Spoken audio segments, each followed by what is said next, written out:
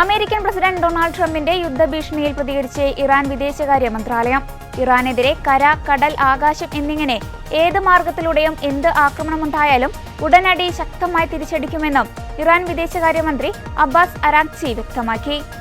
ആണവ കരാറിൽ എത്തിയില്ലെങ്കിൽ ഇറാനെതിരെ ശക്തമായ ആക്രമണമുണ്ടാകുമെന്ന് അമേരിക്കൻ പ്രസിഡന്റ് ഡൊണാൾഡ് ട്രംപ് അറിയിച്ചിരുന്നു. ഇതിനു മറുപടിയായാണ് ഇറാൻ വിദേശകാര്യ മന്ത്രാലയം നിലപാട് വ്യക്തമാക്കിയത്. ഭീഷണിയിലൂടെയും ബലപ്രയോഗത്തിലൂടെയുമുള്ള കരാറിന് തയ്യാറല്ലെന്നാണ് ഇറാന്റെ നിലപാട്. ഇതോടെ പശ്ചിമേഷ്യ യുദ്ധഭീതിയിലായിരിക്കുകയാണ്. ഇറാനിൽ ആഭ്യന്തര പ്രശ്നങ്ങൾ പുകയവെയാണ് അമേരിക്കയും ഇറാനും തമ്മിലുള്ള പ്രശ്നം രൂക്ഷമാകുന്നത്. സർക്കാരിന്റെ അടിച്ചമർത്തലിനെതിരെ പ്രതിഷേധം നടത്തിയ ആയിരക്കണക്കിന് ആളുകൾക്കാണ് ജീവൻ നഷ്ടമായത്.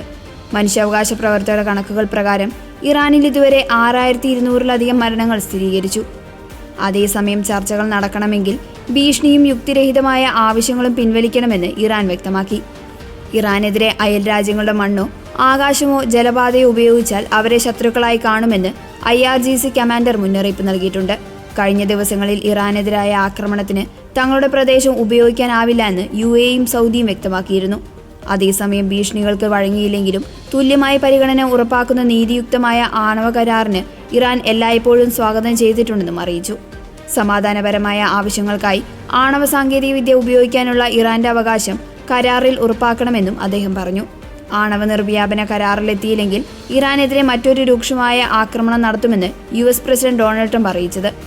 അനുവദിച്ച സമയം അതിക്രമിച്ചിരിക്കുകയാണെന്നും ഇറാൻ എത്രയും വേഗം മേശയ്ക്ക് മുന്നിലെത്തി ന്യായവും നീതിയുക്തവുമായ കരാർ ചർച്ച ചെയ്യണമെന്നാണ് പ്രതീക്ഷിക്കുന്നതെന്ന് ട്രംപ് പറഞ്ഞു.